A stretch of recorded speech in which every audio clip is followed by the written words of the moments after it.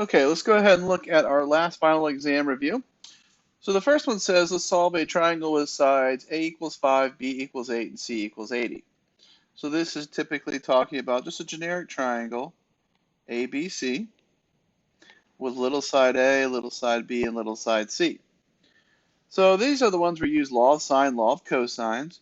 Remember, law of sine is when you're given any two angles and a side, so ASA or AAS, or if you have two sides and the non-included angle.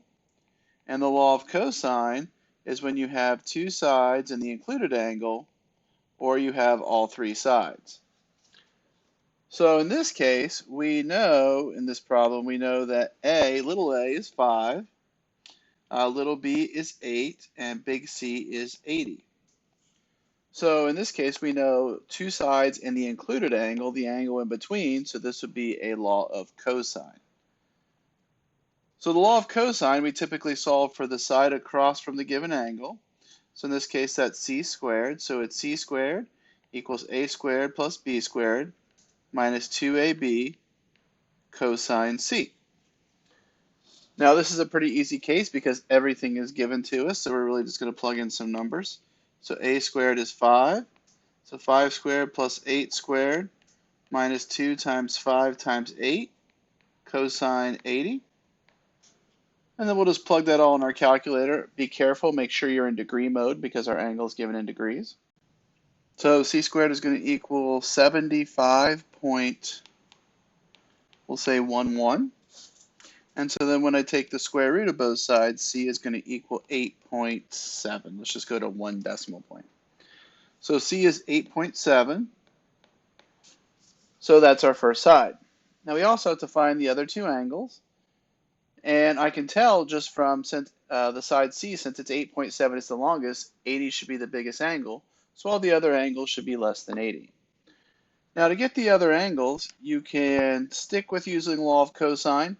But just for practice, let's go ahead and switch to law of sine. Because now we do have two sides and the non-included angle. So if I want to say find angle A, I can do sine A over A equals sine C over C. I do have to use C because that's the only angle I know. So sine A over 5 equals sine of 80 over 8.7. So I can multiply both sides by 5. So sine of A equals 5 times the sine of 80 over 8.7. And so then to find angle A, I'll take the inverse sine of 5 sine 80 all over 8.7. And when I put that in the calculator, that's giving me 34.5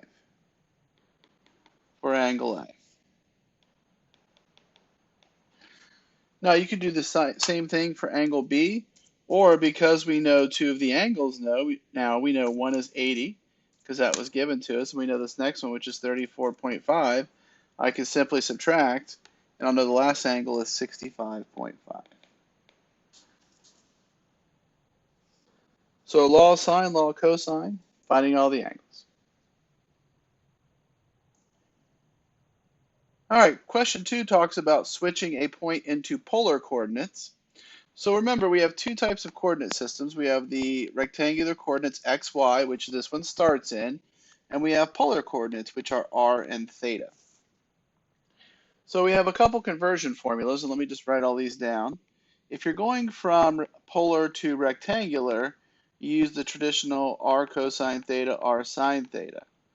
That's not in this problem, but these are just formulas you should probably know. If you're going from rectangular to polar, we have the two relations, the x squared plus y squared equals r squared.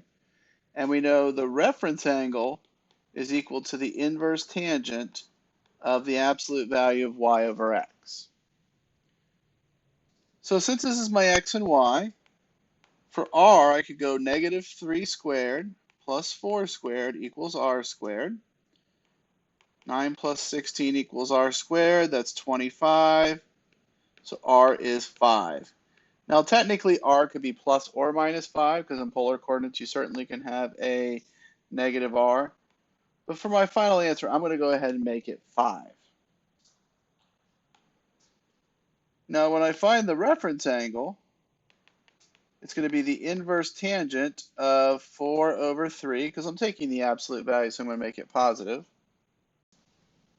So when I put this in, I get 53.1 degrees. Now the problem is this is just the reference angle, so this would be just an angle in quadrant 1. But if I think about the point on the plane, it's back 3 and up 4. So the point is actually in quadrant 2. So I have to figure out what would be the angle that gets over here. Well, I know the reference angle is 53.1. So if I want just the green angle there, I'll take 180 and back it off by 53.1. That's going to give me 126.9. So my second thing is going to be 126.9. So this is my R and my theta. That point would occupy the same space as does the rectangular coordinate there. If you wanted to check, you could certainly go into your calculator and you could use the other set of formulas. You could do 5, and then you could do cosine of 126.9, and it should give you -3. And if you did the sine, it should give you +4.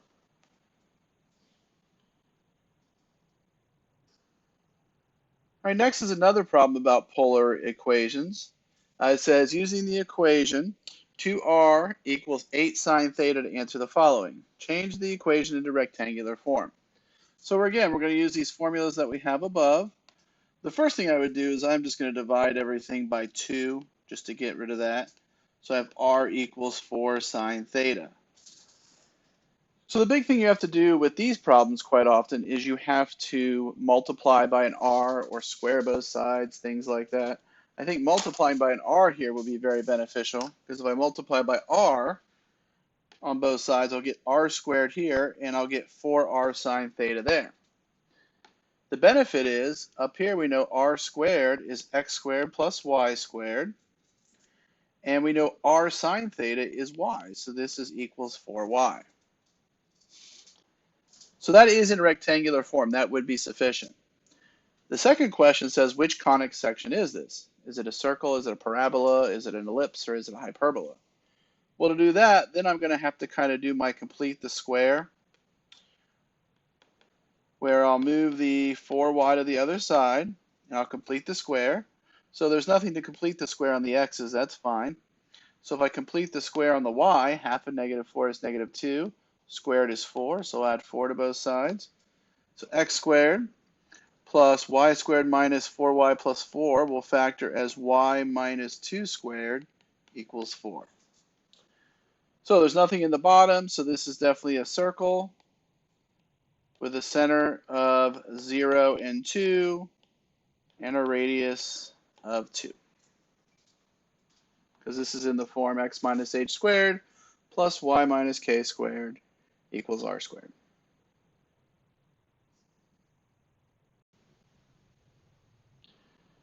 So number 4 says, given the parametric equations x equals 7t squared and y equals 1 minus t, with t between -2 and 2, graph the equation, make sure to indicate its orientation.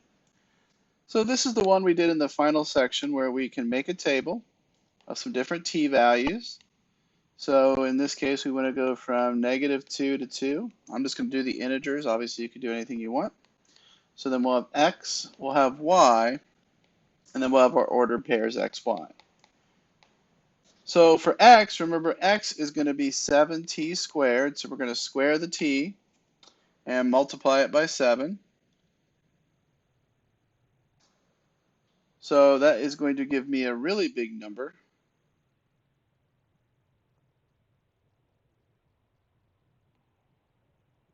Of 28. Big just because it's not going to fit on the axis, but that's okay. And y is going to be 1 minus t, which is 3. So my first point is going to be 28.3. Second one is -1. So -1 squared is 1 times 7 is 7. And then 1 minus a -1 is 2. So I have the point 7.2. For 0, 7 times 0 squared is 0. And then 1 minus 0 is 1. So I have the point 0.1. 1, we have 7 times 1 squared, which is 7. And then 1 minus 1, which is 0. So we have 7, 0. And then finally we have 2, which is going to be 4 times 7, which is 28. 1 minus 2, which is negative 1. So that's 28, negative 1. So kind of a crazy graph because it's going to be way off the page, but we'll kind of estimate it. So it's going to start at 28, 3. So that's going to be somewhere way out here. We'll say that's 28. The next point is 7, 2. The next point is 0, 1.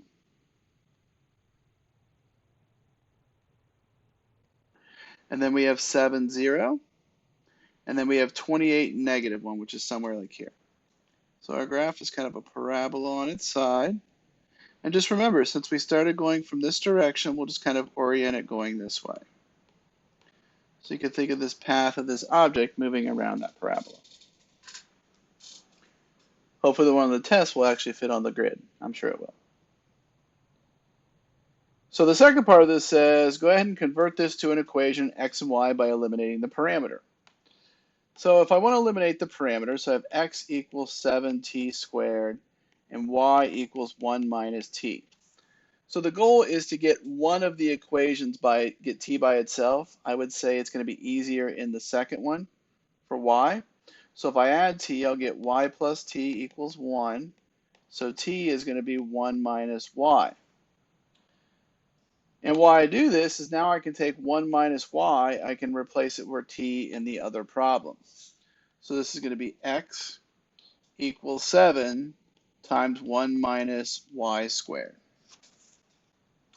So some kind of parabola.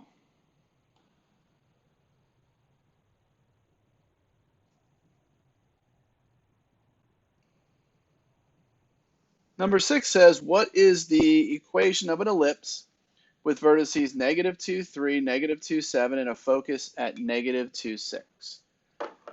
So the first thing I'm going to do is I'm going to kind of just sketch a little graph so I kind of know where all these points are. So I have negative 2, 3. That's my first vertice. I have negative 2, 7.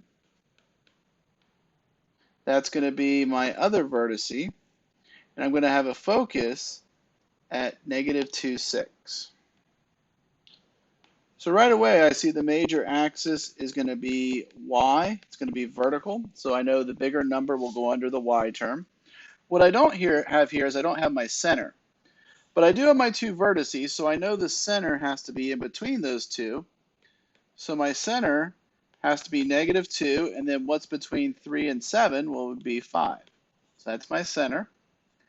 I need to know my distance from my center to my vertices. Well, if it's 5 and these are both 7 and 3, then it's 2 units from the center to the vertices.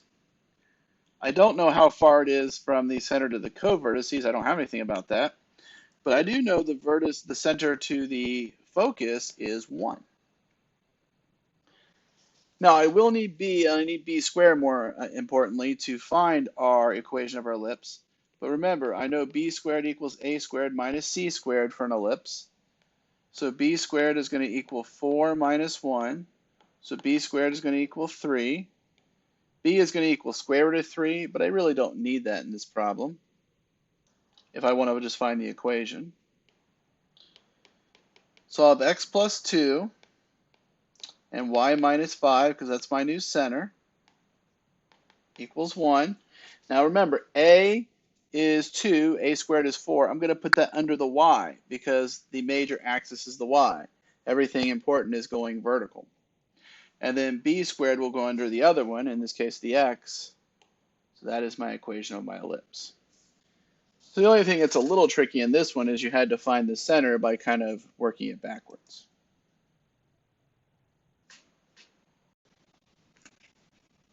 Okay, let's look at number 7. Number 7 says graph the parabola and label the vertex, focus, directrix for the equation. So I notice the square is on the y, so I automatically know it's going to be either left or right. And since everything's positive on the other side, I know it's going to open to the right. I also notice that this doesn't really have the 4a chunk, so I'm going to go ahead and factor out the 8. to make it x plus 2 equal y minus 3 squared. So this is going to give me a vertex of negative 2, 3. And remember, since this chunk is 4a, a has to be 2, which is my distance from the vertex to the focus and the vertex to the directrix. So we have negative 2 and positive 3, which is there for my vertex. It opens to the right, so my focus is going to be 2 units to the right. So that's going to be here. My focus is going to be at 0, 3. My directrix is going to be 2 units back. So it'll be here at x equal negative 4.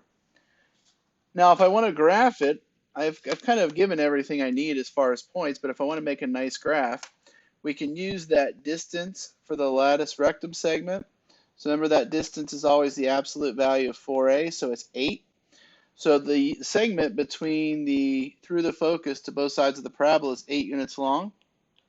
So if I go up 4 on this side and 4 on this side, I know those 2 points also have to be on the parabola.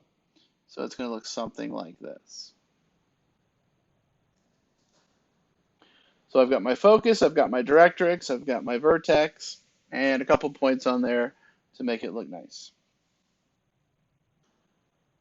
Okay, our last problem is going to be about vectors.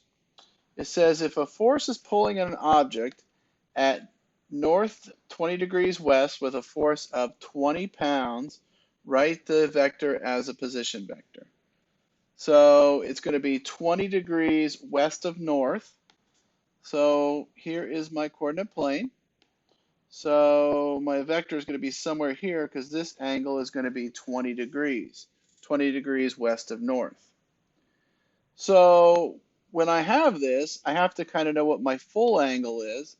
So my full angle for the position vector is going to be 110. That's 90 plus the 20. And then the magnitude of this vector, the length of the vector, is 20 pounds. Now the big thing to remember about putting in component form is the x value is always the magnitude times the cosine of the angle, and the y is the magnitude times the sine of the angle. So in this case, x is going to equal 20 cosine 110, and y is going to equal 20 sine 110. So 20 cosine 110 is going to give me negative 6.84, and the y is going to be 18.79. So our position vector is going to be negative 6.84, comma 18.79.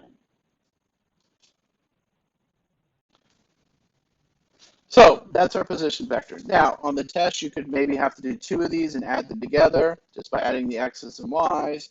You might have to find the new magnitude, all stuff we did previous. So hopefully these reviews were helpful. Obviously, if you have questions, please reach out to me and let me know.